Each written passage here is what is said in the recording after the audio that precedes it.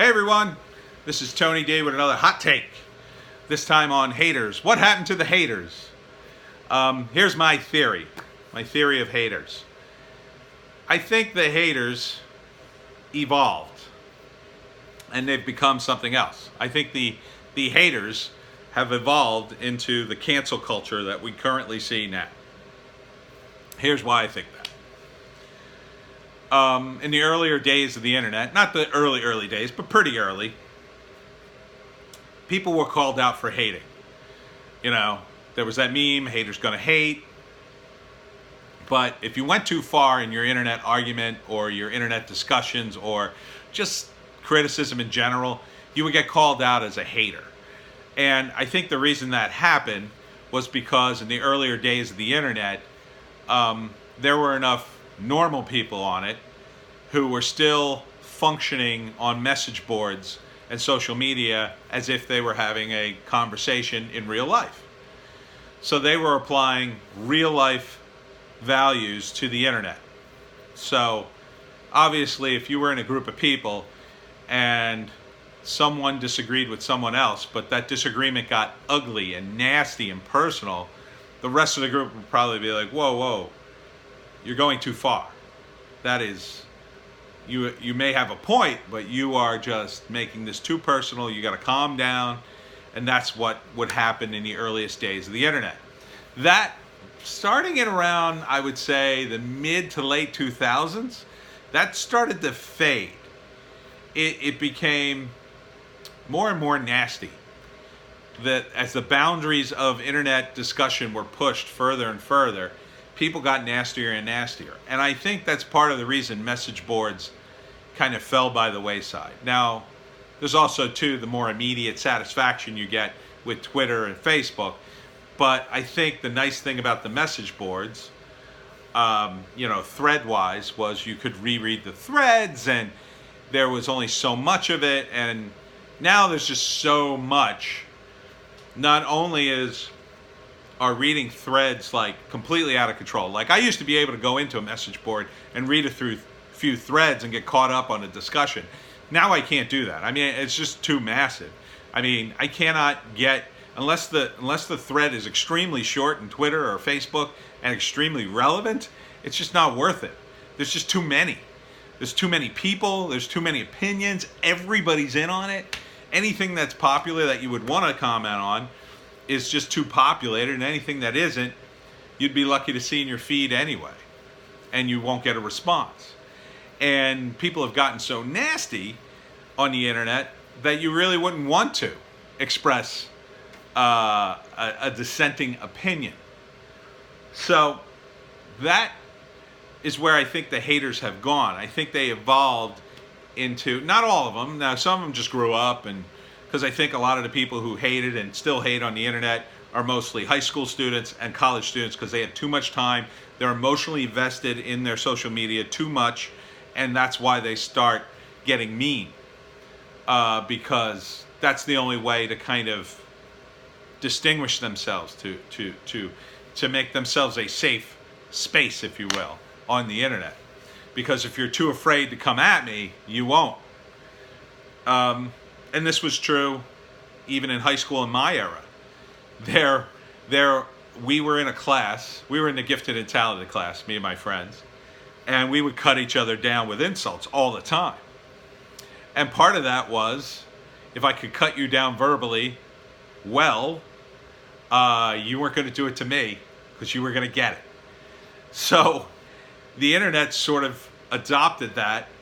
But whereas I had to know people to get to that level and be friends with them, so there was at least an inherent friendship there, on the internet you don't have to be friends. You're doing it to total strangers. I can cut the legs off of a total stranger in a Reddit thread, and they get completely humiliated, and I get the virtue points. I look like the funny, cool guy. Yeah, dipshit. I guess if you believe that, stuff like that. So that's become the norm on the internet.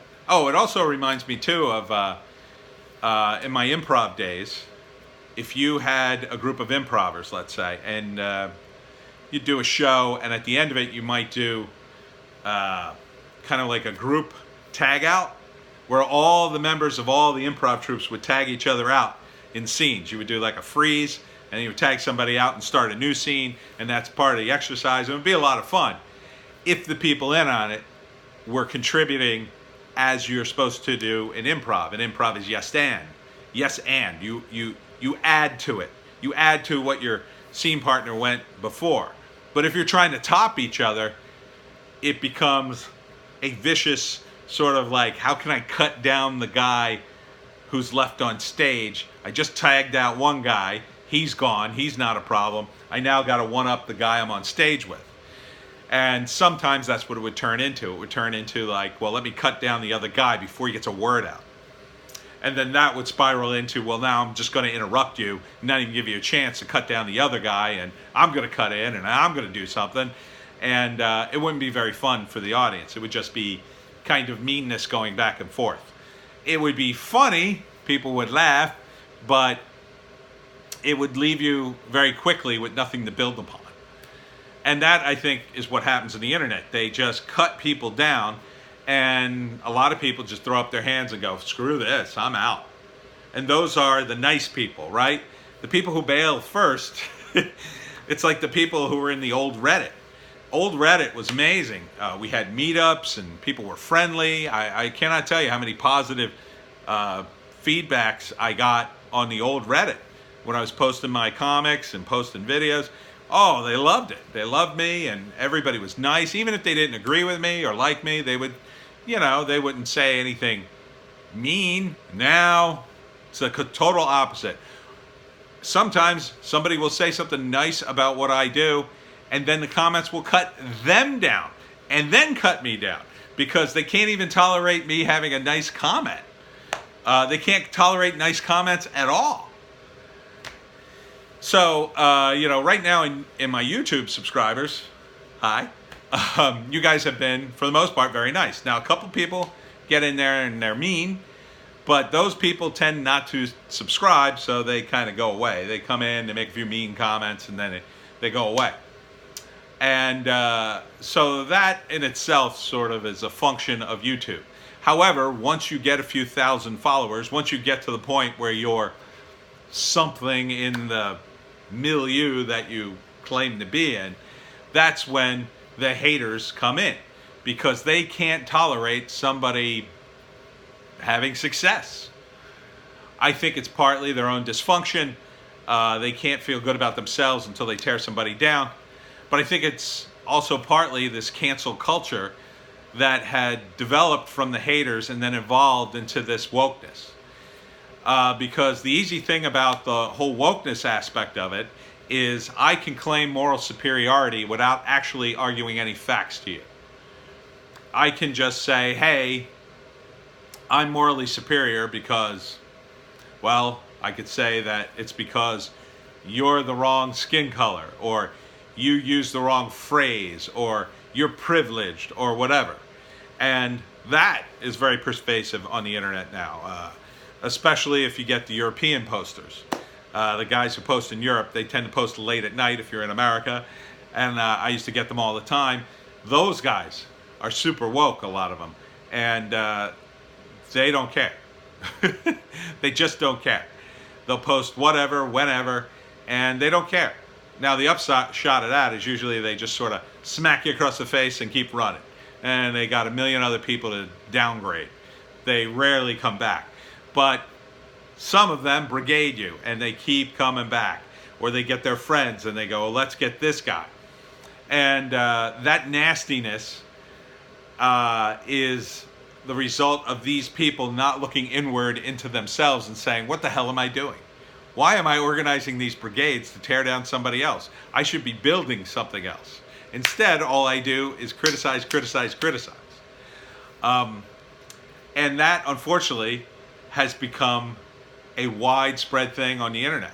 And I think it's partly because it's easier to tear down than it is to build. It's easy for you to criticize, a movie, a comic, whatever, a meme, than actually make one. Or to say something interesting and compliment it. That's hard too, because it's easy to do like a snarky, negative movie review. I do them all the time. But it's much harder if you like something because you just like it. I mean, you could say how much you like it, but you're really just kind of saying the same thing over and over. So it's more difficult. If you don't like something, you could compare it to things, and you could make all sorts of, bitchy comments, and you make clever insults. But not so much if you like something. It's much harder to make that interesting. And haters are at their heart lazy people. They're lazy intellectually, and they're just lazy in general. That's why I think a lot of them have gone woke. Now, a lot of them didn't. A lot of them just grew up and moved on. They don't come on the internet, really. They don't have time for all that BS. A lot of it was just they were too emotionally involved, and I'm guilty of this. You get too emotionally involved in whatever it is, whether that's social media, a newsletter, a message board, or your Facebook account, or your Minds account, or whatever. You get too emotionally attached, and you start checking the replies, and you become very sensitive if you're checking it constantly. Whereas if you've got a busy life and you just post something, you don't have time to check it, maybe 3 days later you look at it and you get a bad comment, you go, well, it was 3 days ago. So my advice, if you are a hater, or you think you might be a hater, or you're one of these woke morons who constantly feels the need to judge people, go with the old saying, if you don't have something nice to say, don't say anything at all. Why would you waste your time criticizing someone you don't like? How does that help them? Especially if you're being snarky and insulting. Like, that's not constructive. Now, if you say, well, listen, I thought your comic was, a good try, but I think you need to work on your artwork, or I think you need to work on this aspect. When I try to criticize comics, and I'm often asked to do so, I try to find something good, and I lead with that. I say, well, this is good. You're doing backgrounds, and that's positive. But what you need to do is work on your anatomy, or use a straight edge for a lot of the inanimate objects you have, and the horizon, and all that. So it cushions the blow, and it gives the person something to say, okay, well, I got this right, now I got to work on this. And it makes you feel like you're being constructive. And I am trying to be constructive. When you just are negative and you say, well, this isn't ready for prime time, hang it up, you're just being negative. So my advice to you, and I'm sure you have plenty of advice for me, feel free to add it in the comments, is be constructive, right? Force yourself to be constructive. And if you can't be constructive, don't say anything. Because, if you truly don't like a YouTuber or cartoonist or whomever who's posting, the worst thing that could happen to them is you don't post. Lack of attention is the worst. You people who hate on me, sometimes I argue with you. I'm increasing my engagement. That helps me. You're helping me, dummies. So it doesn't hurt me, especially at this stage of my YouTube show, to argue with somebody back and forth. That engagement helps me in the algorithm. It doesn't matter how many times you vote me down. Well, I'm sure that applies too, but the engagement is better than no engagement. So, and I'm 53 years old. Your comments, you're going to have to get pretty specific. You're going to have to be pretty sharp for me to go, oh, that's a good comment. Otherwise, I just go, yeah, blow it out your ass. So, for those of you being hated upon, the thing about haters is you either use them, as I do, to sometimes kick up my engagement a little, or you just ignore them. Never feed the trolls. Let them they'll peter out. If you don't have a lot of followers, especially, they'll just disappear. When you get into the 10,000 range, that's when, maybe people are a little, oh, this guy's high and mighty, let me cut him down kind of area and beyond. But you don't have to get too crazy. Just wait them out. Anyhow, that's my theory on the trolls and on the haters. They've evolved into the woke crowd, the cancel culture. And hopefully they will be defeated in the next few years. I think people are getting sick of them. And maybe they can come together and be forgiven for their transgressions, unlike the lack of forgiveness they had for other people.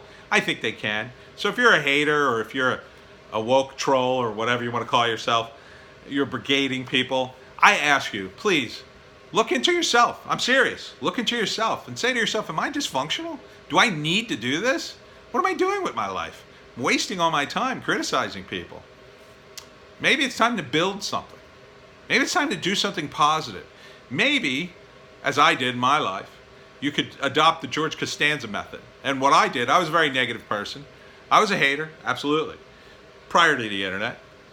And, I saw that episode of Seinfeld where George decides that every decision in his life he made was wrong. So the opposite had to work, and then everything starts going great. So I did that with my attitude. I said, instead of being negative, I'm going to turn it around. I'm going to do nothing but positive things. And when I have the urge to be negative, I'm going to be positive. And it worked. I feel better. I'm so less stressed. Things work out better for me. I have better relationships with people. It's just all good. It's all good now. So think about that. Or just criticize me some more, I guess. See ya.